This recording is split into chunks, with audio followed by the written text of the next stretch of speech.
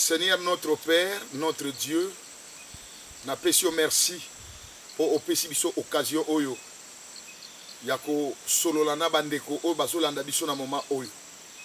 Message oyo ezala béni, ezala message moko efficace, ezala message moko réparateur oyo kosunga ma soeur, mon frère oyo azolanda biso au nom de Jésus-Christ. Amen. Bien-aimé dans le Seigneur, topesi yo merci na kombo na Yesu. Toane sengo ya komona yo esika ozali na ebite soso landa biso na RDC, olanda biso na Congo Brazzaville, pays moko na Afrique, na Europe, na États-Unis, partout olanda biso tolobi na yo shalom shalom. Nazali pasteur Rémi Dieka, le moindre de tous, pasteur responsable ya église ABF Rehoboth na Kinshasa. Et tozali na Kinshasa tozana commune ya Kimbanseke na Matondo numéro 18. Bien-aimé, lelo tozui occasion yako pesa bino message auto sanango. Message auto ko partager pendant au moins 30 minutes. Thème nango ezali: pourquoi ma souffrance est-elle continuelle et ma plaie ne va-t-elle pas se guérir? Pourquoi ma souffrance est-elle continuelle et ma plaie ne va-t-elle pas se guérir? Et ça parmi ma question, tant de personnes vont se poser. Pourquoi pas si nangai banda et si la raté? Pourquoi souffrance nangai banda et si la raté? Tango bazolo ba plaie, et ça ka plaie physique te. To osana mbasu, to basala ki intervention chirurgicale, non. Et ça plaie intérieure. Pota ya kati, ba pota mitema. Oh, ozalaka desi et pas ya mutu moko et blessa yo na kati. Et blessi wana chaque fois kan sakali kamwana oyoka ka pasi na motema. Et ozalaka na mobali moko asundula yo na bana akenda. Chaque fois kan saka image ya mobali wana ozalaka toucher et salaka yo pasi na motema. Lelo nzambe azo permettre que lelo a penser pota wana. Nzamba zo permettre lelo a guérir yo na pota wana. Tamususu ozalaki na musala moko bien, emploi moko bien, mais ozalaki licencié sans avertissement. Balongola yo na musala ozwa mbongo na yo te. Ti lelo so ebate vi na yo ezandenge nini. Alors nalingi na peso message oyo nzamba pesi ngai. Naza simple canal, mais soko kolanda yango nzamba ko consoler yo. Nzamba ko guérir motema na yo. Tozozwa texte biblique na biso. Tozana Jérémie chapitre 15 verset 18 à 21. Pourquoi ma souffrance est-elle continuelle? Pona nini pasi na ngai ezakaka kokoba?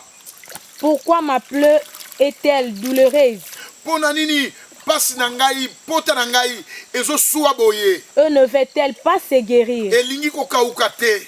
Serais-tu pour moi comme une source Oh trempée? Yahweh, ozapo na ngai lokola source ya lukuta, source ya lukuta. Comme une eau dont on n'est pas sûr. Lokola mai oyo ozalango sirte, est-ce que yako mela to yako melate? C'est pourquoi ainsi parle l'Éternel. Yangwana Yahweh alobi boye. Si tu te rachètes à moi, si tu te rattaches, à moi. Je te répondrai et tu te tiendras devant moi. Si tu sépares ce qui est précieux de ce qui est vil,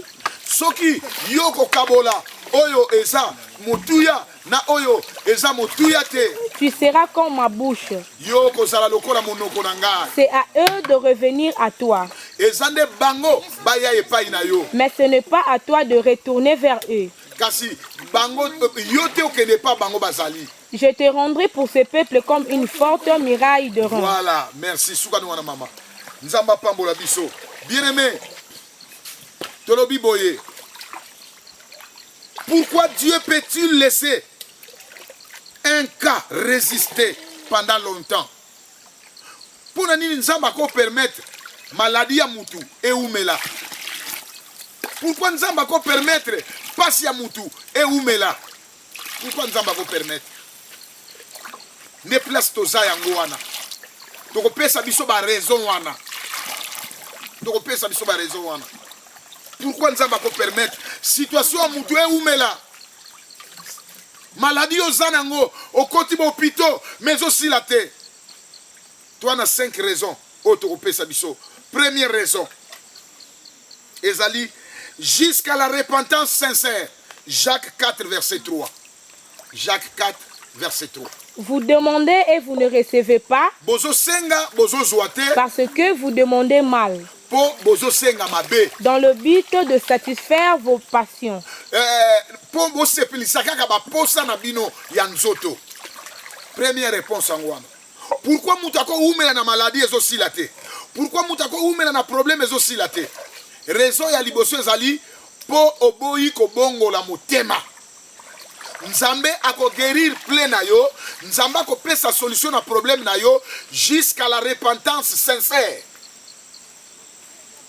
Nzambe ako permettre likambo ye la mutu po seulement obongo la motema.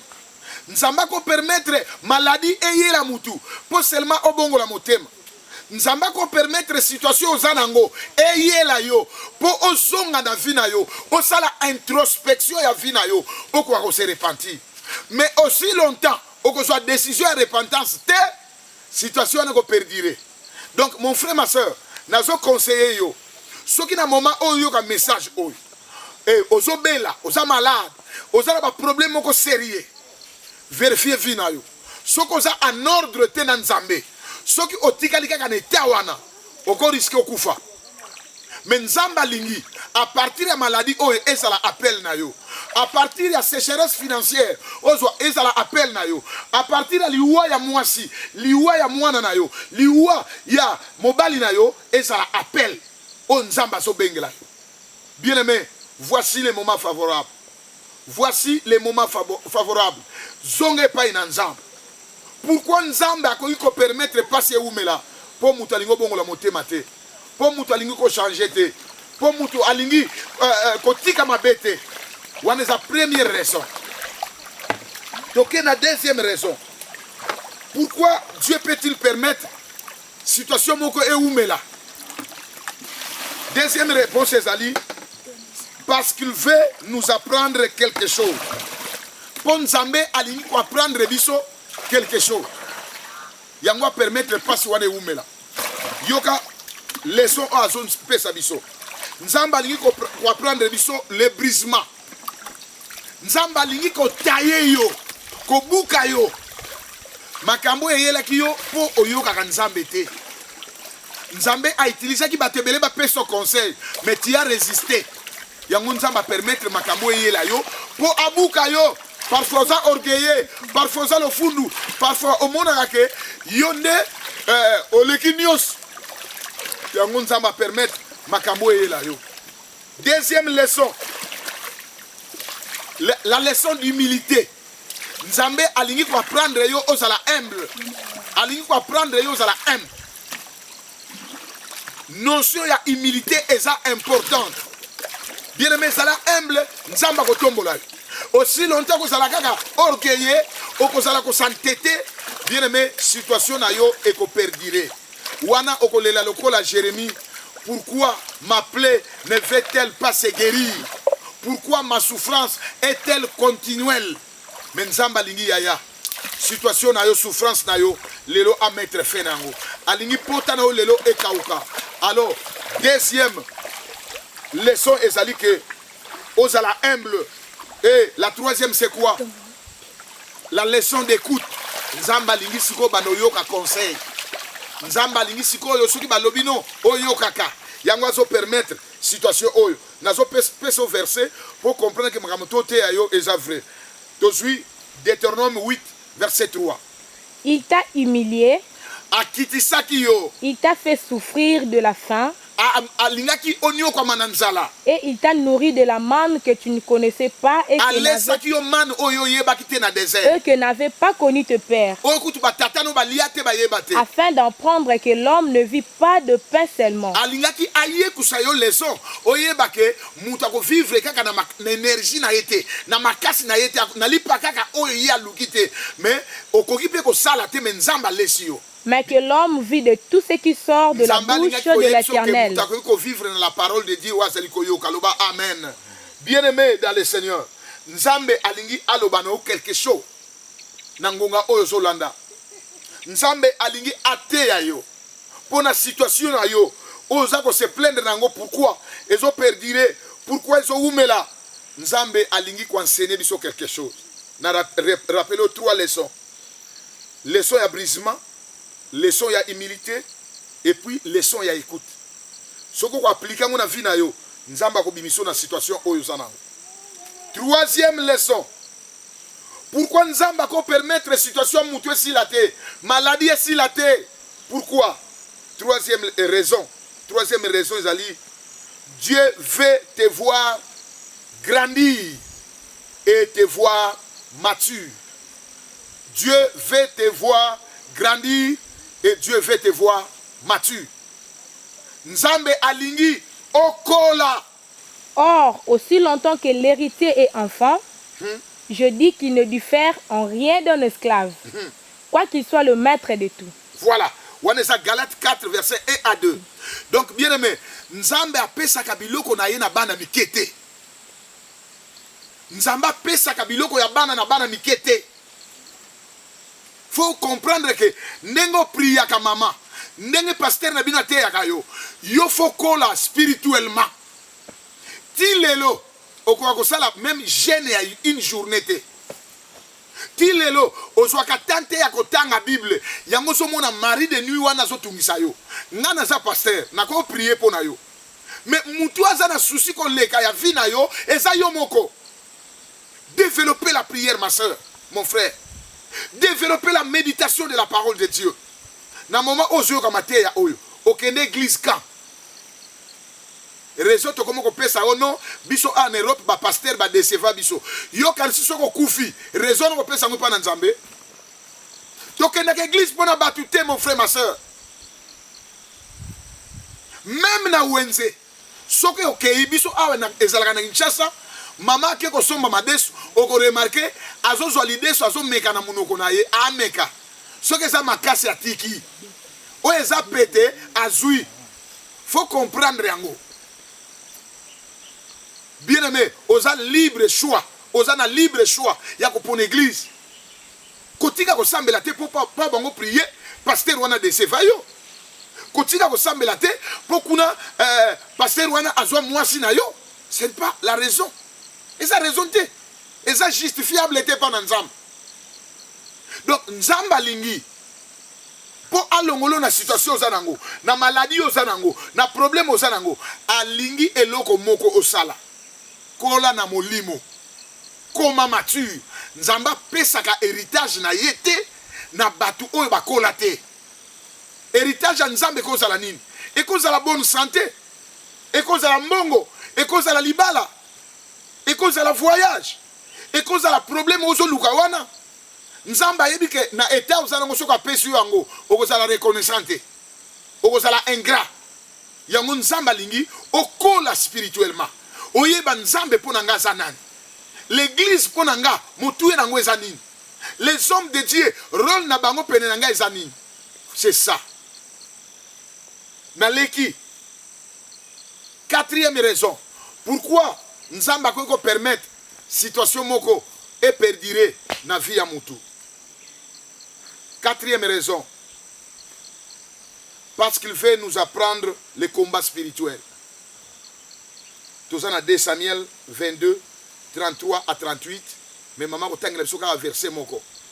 Il exerce mes mains au combat. Aye kusaka maboko na ngana bitumba. Et mes bras tendent l'arc de rang. Nzambe azo bongisa maboko nanga pour ebenda flèche eboma munguna. Dieu nous apprend les combats spirituels. Nzambe ako permettre maladie wane umela pour oyeba ko bunda na molimo. Bien aimé, ozola nanga, yos africains, oza congolais, oza na famille moko huti. Et la plupart de la famille africaine, ils ont une origine moko bizarre. Famille nabino, koko nabino zalaki roi. Roi lokola roi bodonte. mais roi moko dans un village na bikok moko mais roi ya sorcellerie. Yo botami na famille wana. Bolaki na bankodia, bolaki na bambambu, bolaki na bansele. Yo kanisi avec tous ces trucs, okobimisaka mutu facilement. Non, tu dois combattre par la prière. Tu dois gêner. Il faut bunda. Nzamba ko permettre problème aux anamwe oumela. Pour obunda aye kusayo combat. O travailler prier. Nzamba pambola yo zola na message o. Na ba question se pose ki nango. Voilà message on nzamba pesio. Pourquoi passe nangezo oumela? Pourquoi plein nangel inko se guérir te? Pourquoi passe nangeza continuel? Dieu veut te prendre. Dieu veut t'apprendre le combat spirituel. Aye kusayo bitumba ya molimo. C'est ça la volonté de Dieu. Nakeko pesa yo 5e raison. Le temps de Dieu. Le temps de Dieu. Genèse 21 verset 2. Genèse 21 verset 2. Sarah devint enceinte. Sarah a komaki na zemi. Et il enfanta un fils, Abraham, Abotaki mwana moko pona Abraham. dans sa vieillesse, au temps fixé dont Dieu lui avait parlé. Nakimo bange na ye, na temps fixé, na temps o nzamba bongisaki. Bien aimé, chaque chose a son temps. Pourquoi nzamba ko permettre maladie oumela, problème nange oumela, célibat oumela, chômage oumela. Nzamba ko permettre ngo potana ye na nekokite. Ba jeune na biso te muté ko pousser nzamba sala maomba. Façon na biso ko pesa mabonza te. Façon na biso to ko lalela kana église te. Mais nzamba la kana temps. Nzamba la kana temps. Zala fort. Zala persévérant. Tenir jusqu'au bout. Kala mingi te oso bimana tinel wana.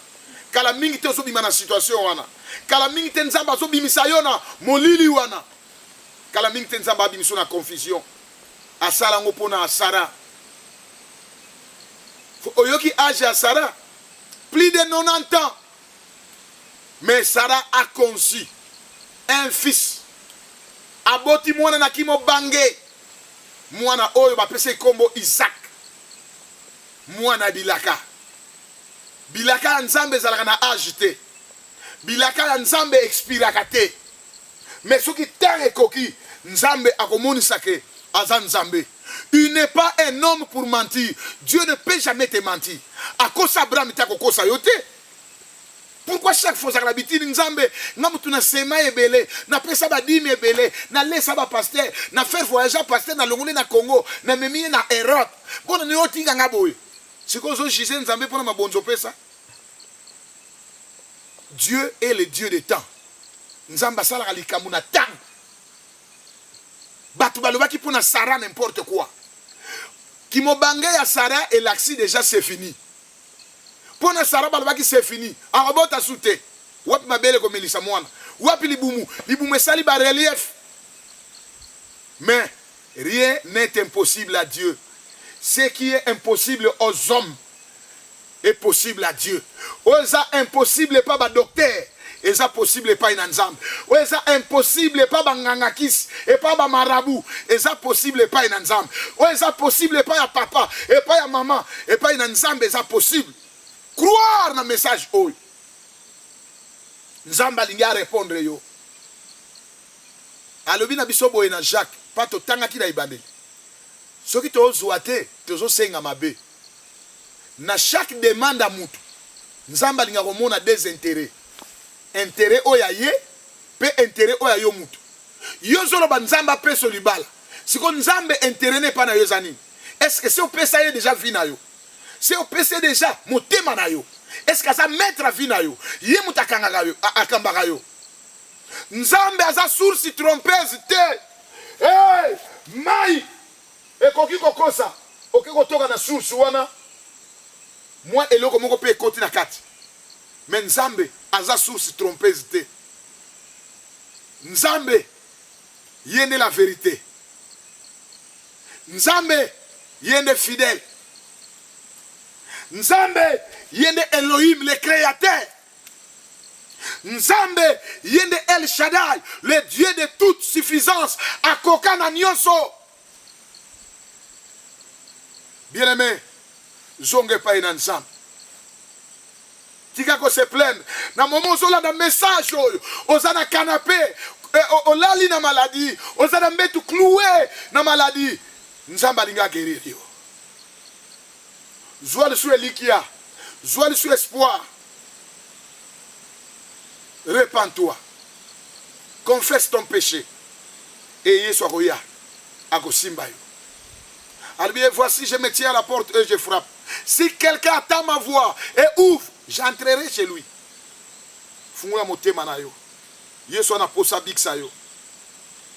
Natangi versa suka.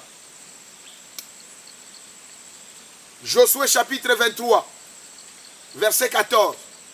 Voici, je m'en vais maintenant par le chemin de toute la terre.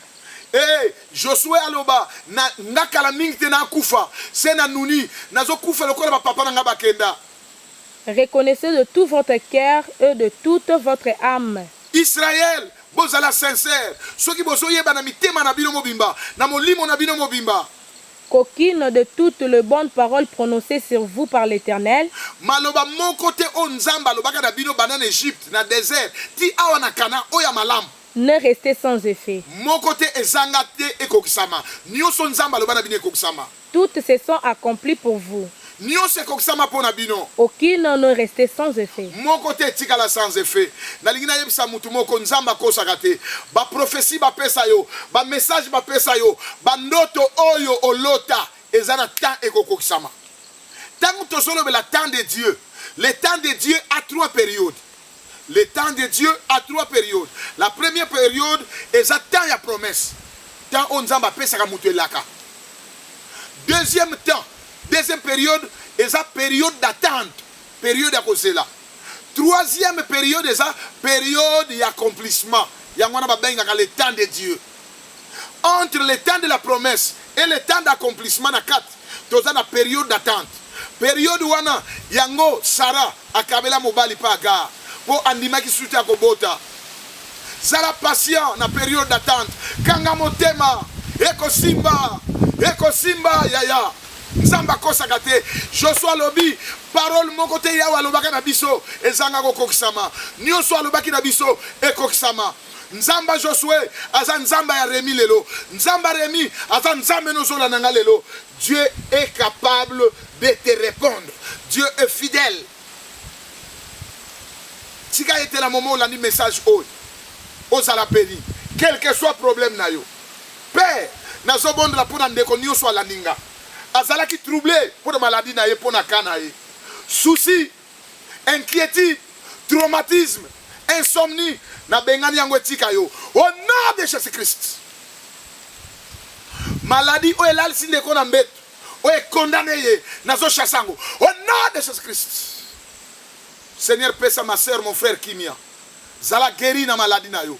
Zwa miracle. Nzamba salobolam. Amen. Voici, voilà le message. Autre linga qui tope sabino. To livré pour nabino yaya. Ba numéro na biso à téléphone est affiché au bas de votre écran. Okoyi ko bengango, biso to na RDC Congo. Obengi toko yamba yo toko bonde la pona yo. Numéro na nga ya WhatsApp ya ngwana bazo pesa yo. Benganga ndenge batino so bazo benga na États-Unis bazo benga to prier pour na bango. Nzamba salobolam. Apambola yo. Au nom puissant de Jésus-Christ de Nazareth. Amen.